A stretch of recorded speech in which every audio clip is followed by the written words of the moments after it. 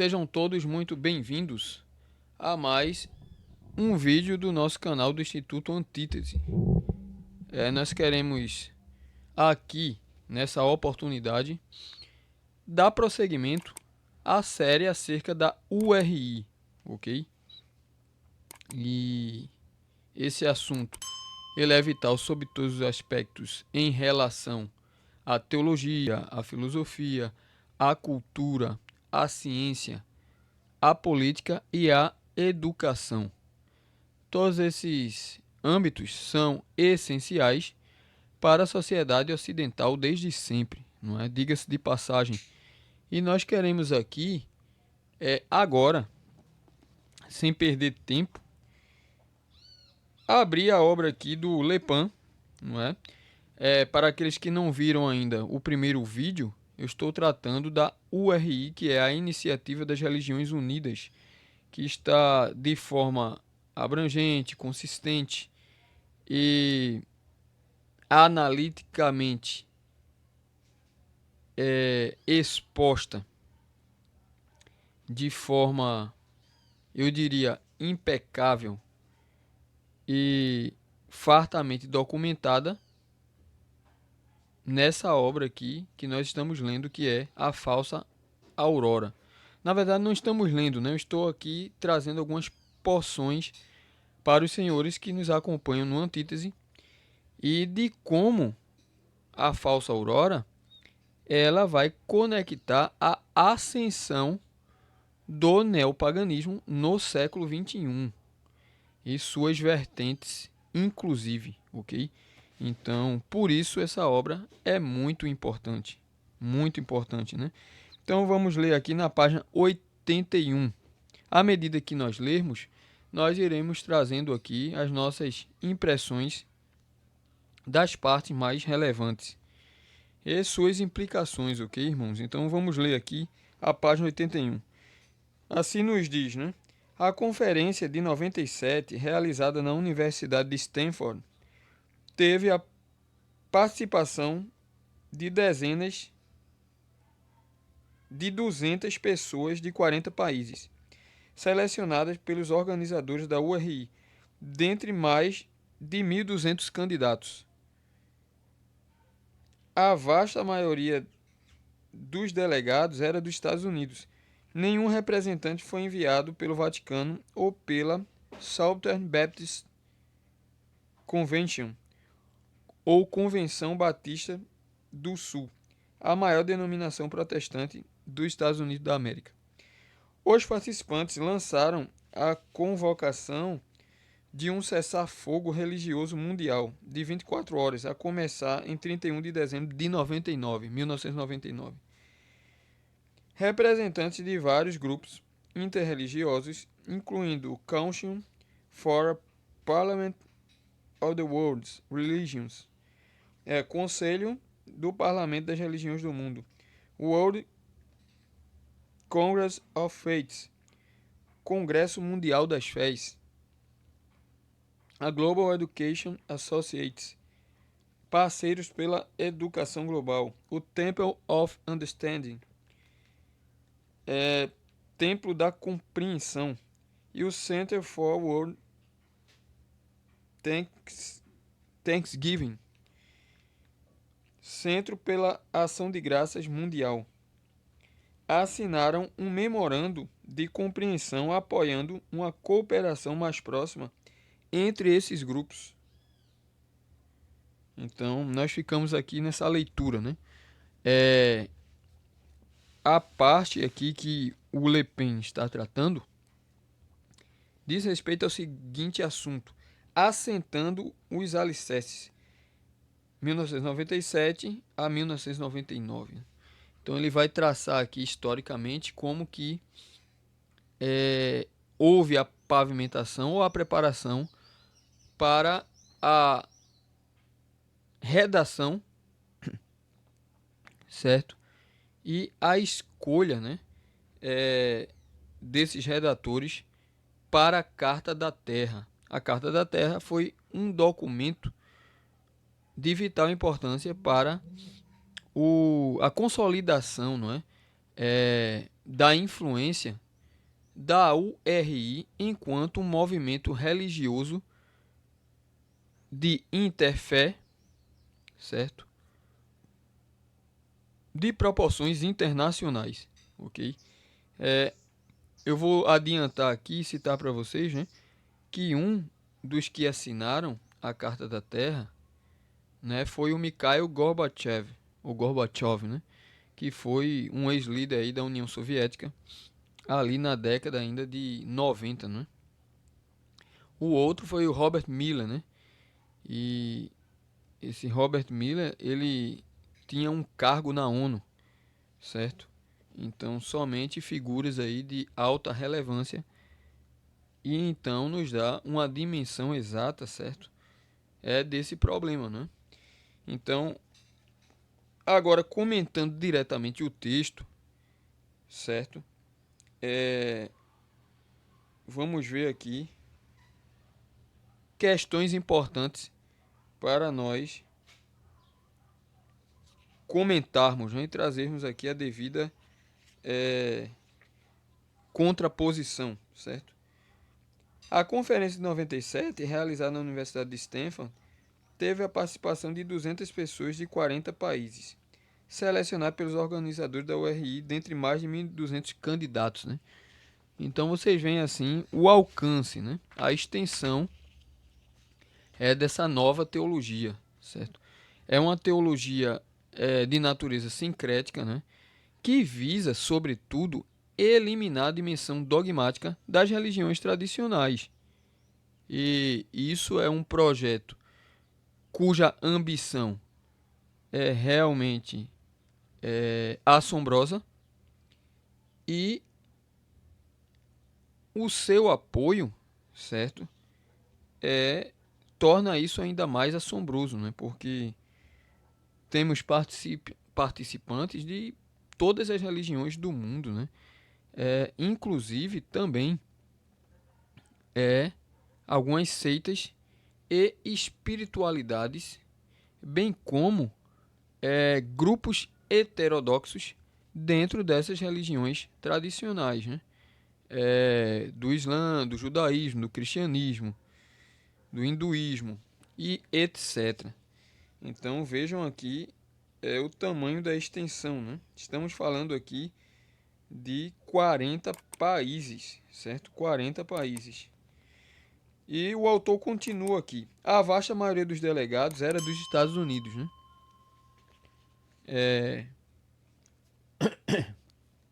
O que vai mostrar para nós a, digamos assim, corrupção religiosa ao qual os Estados Unidos já estava imerso ainda antes do século XXI, né? Quer dizer, no próprio século XX.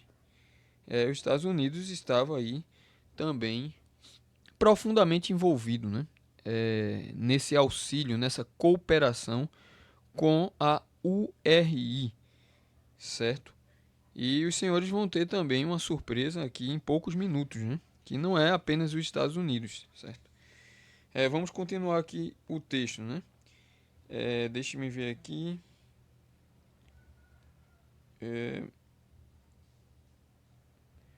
Aqui, um dos objetivos dessa reunião foi o que está escrito aqui. Os participantes lançaram a convocação de um cessar-fogo religioso mundial de 24 horas. A começar em 31 de dezembro de 1999, né? Então, na virada para o século XXI. Né? Representantes de vários grupos interreligiosos, incluindo, e aí ele vai citar o que eu li agora, né, recentemente, e vamos ver aqui, né? O Council for Parliament of the World Religions, ou Conselho Mundial, né, o Conselho do Parlamento das Religiões do Mundo, né? Então, um órgão dessa natureza, ele tem uma importância de fato internacional e multiaspectual, e que também estava, no caso aqui, em comunhão, em pleno acordo, já com a URI, não é? Obedecendo aí a sua convocação. Isso à época, não é? O que é bastante interessante e deve nos alertar é pelo seguinte fato, né? O que nós, enquanto cristãos protestantes, sabemos acerca da história, dos agentes e dos objetivos desse conselho, certo? Do parlamento das religiões do mundo. Então é uma pergunta sincera, né? Eu, por exemplo, sei muito pouco, né? Assim, acerca desse órgão aqui em particular, não é? Assim, um conhecimento extremamente informativo apenas, certo?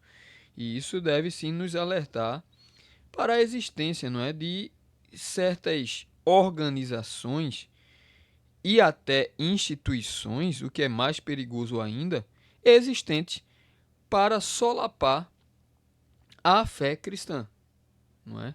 E o cristianismo, ele é a maior fé do mundo ainda, não é? Contando com pelo menos 2 bilhões, acredito que passe, certo? De fiéis, né? No mundo todo, cristianismo ocidental e cristianismo oriental, e que aqui essas instituições e também organizações possuem assim consciência suficiente dos avanços do cristianismo, certo? Uma outra instituição aqui importante que o autor cita é o World Congress of Faiths, certo? Congresso Mundial das Fés, né? É um outro órgão que também eu repetiria a mesma pergunta. Então veja só, mais uma instituição importante, né? E aqui ele vai citar outras também, né? Vamos falar aqui dessa aqui, a Global Education Associates, parceiros pela educação global. Então note aqui que uma instituição, certo? Ligada à educação, não é? A educação no mundo que está sendo aí, digamos, orientada para também a consciência ecumenista, não é? Quer dizer de que, afinal de contas, uma única fé, ela possui, de fato, uma urgência universal em se estabelecer, certo? Então veja que uma instituição educacional muito importante está unida nesse objetivo, digamos, globalista, né? Se bem que essa deixe-me ver aqui.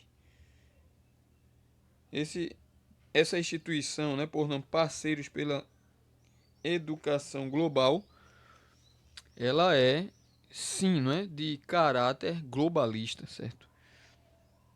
Mas ainda assim não deixa de sinalizar, não é, a dimensão, digamos assim, da luta anticristã no mundo, não é? Quer dizer que são assim inimigos institucionais, certo? De diversas nacionalidades, inclusive, não é? Então, passando esse ponto aqui, não é? O que fica aqui muito claro para nós é que certas instituições, não é, de projeção internacional estão unidas com o ideal dessa teologia sincrética ecumenista, ok? E instituições, em sua imensa maioria desconhecidas pelo protestantismo nacional, principalmente no que tange à membresia do protestantismo, bem como também aos outros desconhecidos aos outros ramos do cristianismo, né? Porque me parece, certo, que a cobertura desses eventos ela não é feita de forma, digamos, aberta, né? Senão para os próprios participantes, lideranças e pessoas ligadas direta ou indiretamente à URI. Um exemplo disso é que eu, particularmente, ao menos não lembro, né? Não sei os senhores. Eu nunca vi na TV aberta, e eu não tenho mais TV, qualquer reportagem ou mesmo menção direta à URI. Então é uma coisa extremamente séria, né? Quer dizer que os meios midiáticos tradicionais, eles não reportam, certo? É, nomes dessas instituições e nem tampouco as atividades ou mesmo é, a qualquer tipo de participação política, cultural, financeira, educacional da URI, certo? Então me parece que isso é uma constante, né, no que tange aí a URI, o que realmente dificulta extremamente o acesso a essas informações, certo? Mas o cristianismo no Brasil, ele precisa atentar-se a isso para entender, irmãos, sobretudo uma questão muito importante, que é exatamente os rumos da teologia protestante no Brasil. Porque a teologia protestante no Brasil, ela não se opõe à URI, por exemplo, não é? Sendo imediatamente objetivo e aqui restrito ao nosso assunto, né? Claro que eu poderia mencionar aqui, certo, o aprofundamento, né, da questão aí da oposição, por exemplo, ao liberalismo teológico, ao marxismo cultural, inclusive também ao cientificismo, ao catolicismo romano. Então, assim, por exemplo, né? Mas realmente isso me parece já ser um fato consolidado, né? Não existe uma oposição, eu diria, sequer estadual, não é? E no que tange aos púlpitos das nossas igrejas, esse assunto ele é absolutamente estrangeiro, né? Então, no conjunto geral da questão, a URI, ela reside exatamente no exterior do horizonte intelectual protestante, infelizmente. Então, vamos para outra parte aqui para a gente trazer é, o desfecho desse vídeo, né? Que é um vídeo muito mais assim de conscientização de algumas forças, não é? Institucionais, financeiras, culturais e políticas que estão aí por trás, né? E que fazem, certo, a influência da URI crescer ainda mais. Vejamos, portanto, isso aqui. Ó. De 1997 a 1999, reuniões interreligiosas com a finalidade de angariar apoio para a URI ocorreram na Grã-Bretanha, em Nova York, Argentina, Brasil. Olha só o Brasil. Então a surpresa era essa que eu estava falando, né? O Brasil está aí dentro desse protagonismo também, né? Não se enganem os senhores. E aqui ele vai listar também a Índia, África do Sul, Etiópia, Bélgica, Los Angeles, Japão, Holanda, Romênia, Uganda, Alemanha, Filipinas, Paquistão, Malawi, Zimbábue, Moçambique, Venezuela, Áustria, Suíça, Washington e Quênia e Sudão. Assim, a URI vangloriou-se de, abre aspas, uma presença ativa em todos os continentes. Fecha aspas. Em 1998, o bispo Swing discursou em Washington, D.C., no Comitê Legislativo de Direitos Humanos, em Salt Lake City. Discutiu os planos de um envolvimento da URI nas Olimpíadas de 2002. Swing também, abre aspas, falou em Xangai, Kyoto, Bucareste e Londres e apresentou um paper à Comissão Europeia em Bruxelas. Fecha aspas. Quer dizer que nós vemos aqui a extensão internacional da presença da URI em seu cume de importância, né? Religioso, mas não é uma presença apenas no aspecto religioso, mas também no aspecto cultural, esportivo e financeiro, certo? Dessas nações, porque cada participação dessa, ela exige sim fundos financeiros, não é verdade? E que quem no Brasil e qual denominação no Brasil contribui mais com o RI, fica aí a nossa interrogação sincera e, digamos, indignada, né, quanto a uma questão dessa, né? E nós ainda não chegamos, eu diria assim, à caixa de Pandora da análise teológica acerca desse assunto, irmãos.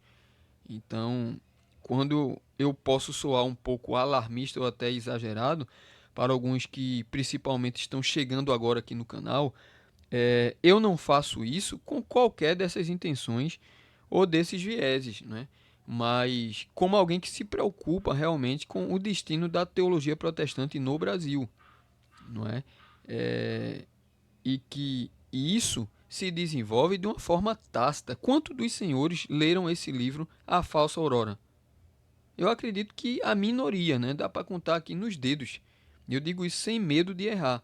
Então, assim, eu aconselho que vocês comprem o livro para ler, certo? Não fiquem apenas limitados às minhas análises aqui no vídeo, porque elas são muito pontuais e de alguma forma também refletem, certo?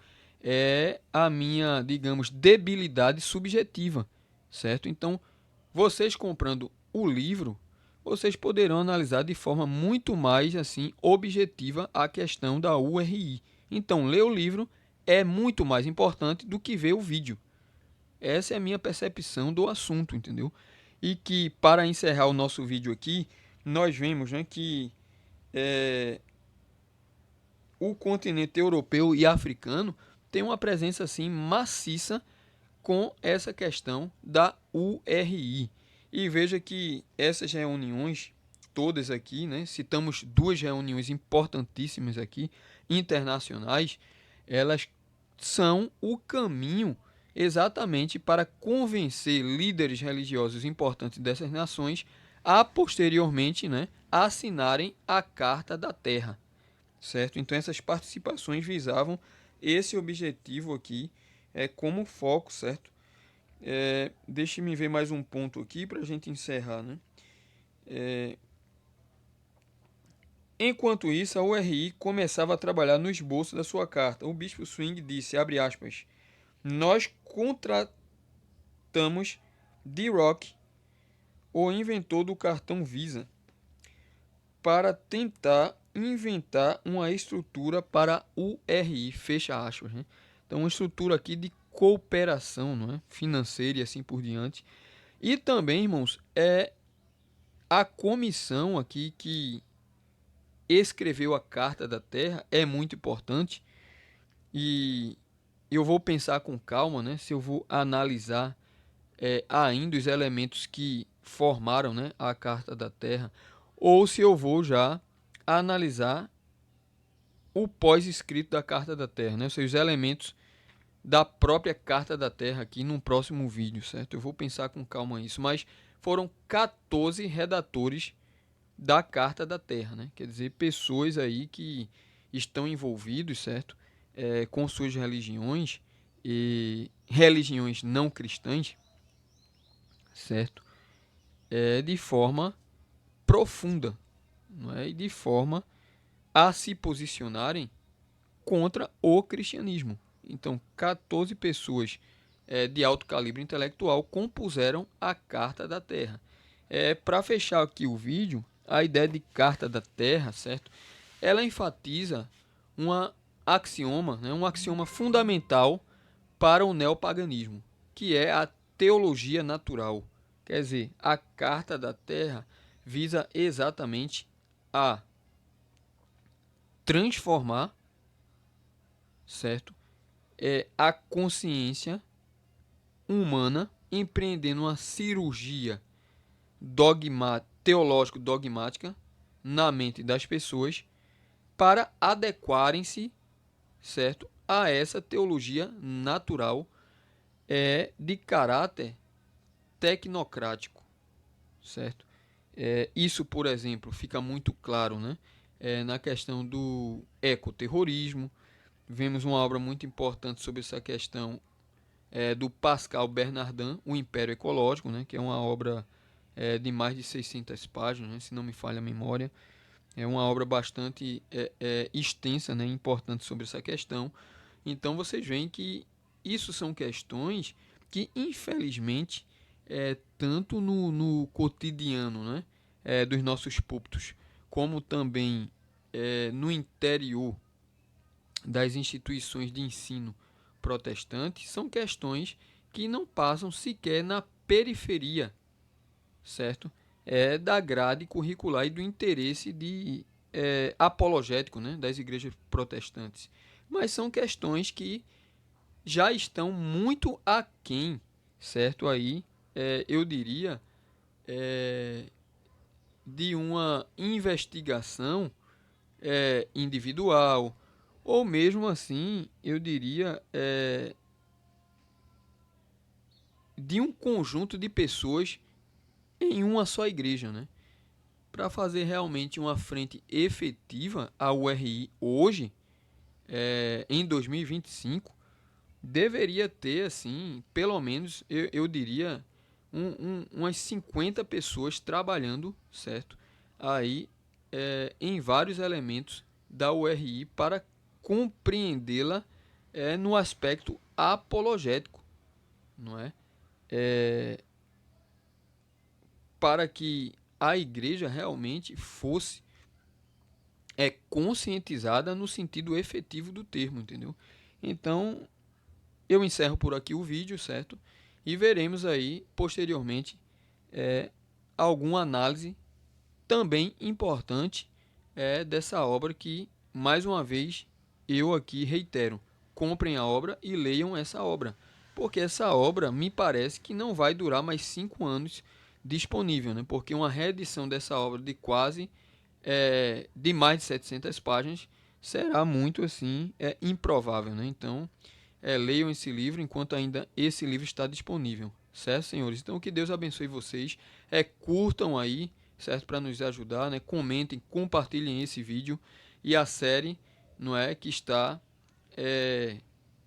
inserida esse vídeo, né? Já iremos postar aí pelo menos já 3 vídeos, né, sobre essa série aí acerca da URI e suas implicações para o protestantismo brasileiro, pelo menos, certo?